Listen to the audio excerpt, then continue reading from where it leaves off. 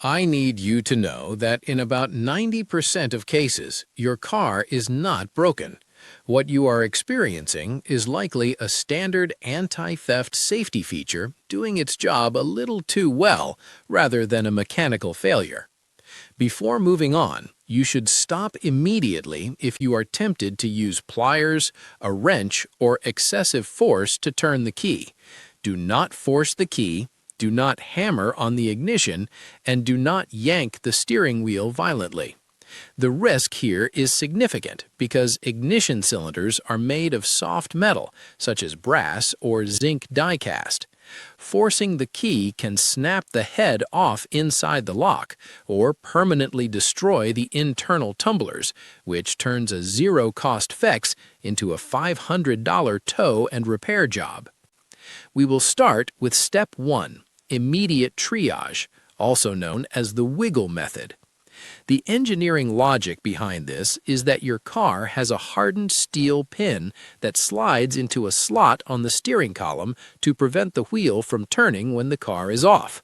If you parked with the wheels turned or leaned on the wheel while getting out, you have applied torque, or rotational force, against that pin. The pin is now jammed tightly against the side of the slot, binding the mechanism so the key cannot rotate the tumblers. The fix requires us to relieve the pressure on that pin. First, identify the hard side by putting your left hand on the steering wheel and trying to turn it slightly to the left, then slightly to the right. You will notice one direction feels like hitting a solid brick wall with absolutely no movement, while the other direction will have a tiny amount of springiness or play, maybe half an inch. Next, apply pressure to the springy side by turning the steering wheel toward the direction that has the play and holding it there. You need to pull hard enough to take the tension off the lock, but not with all your strength. While holding that tension on the wheel, gently try to turn the key with your right hand simultaneously.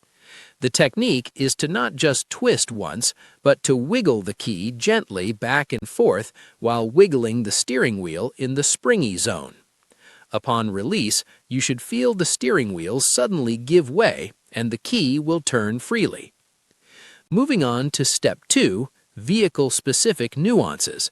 Since I do not have your specific vehicle data, please review the category that matches your car.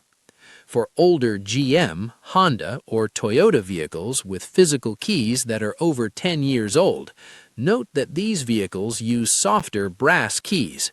If the wiggle method fails, pull the key out and look at it to see if it is worn smooth, rounded, or has lint in the cuts. Sometimes pulling the key out just a fraction of a millimeter or a hair width before turning can help it catch the worn tumblers. For newer Nissan, BMW, or Mini models with electronic steering locks, these cars often have a specific steering lock warning light. If you hear a buzzing sound but the car won't start, the electric motor that retracts the locking pin may be failing. A known trick is to tap the steering column housing, or plastic cover, firmly with the palm of your hand while pressing the start button, as this uses a backup NFC chip that works even with a dead battery. Also, consider brake pedal pressure. Push-start systems require the brake pedal to be depressed, and if your vacuum booster has leaked down, the pedal will feel hard rock. The action is to press the brake pedal with significant force, standing on it if you have to, while pushing the start button. Finally, Step 5, preventative education, explains why this happened mechanically. This usually happens because of how the car was parked. Regarding hill parking, if you park on a hill and release the foot brake before engaging the handbrake or emergency brake, the weight of the car rolls against the tires, which transfers torque up the steering shaft and onto the locking pin. Regarding a handlebar exit, using the steering wheel as a handle to pull yourself out of the seat often rotates the wheel just enough to engage the lock after the engine is off. For future prevention, when parking, come to a stop, keep the foot brake pressed, Engage the parking brake or emergency brake first and then put the transmission in park. This rests the car's weight on the brakes, not the transmission or steering pin.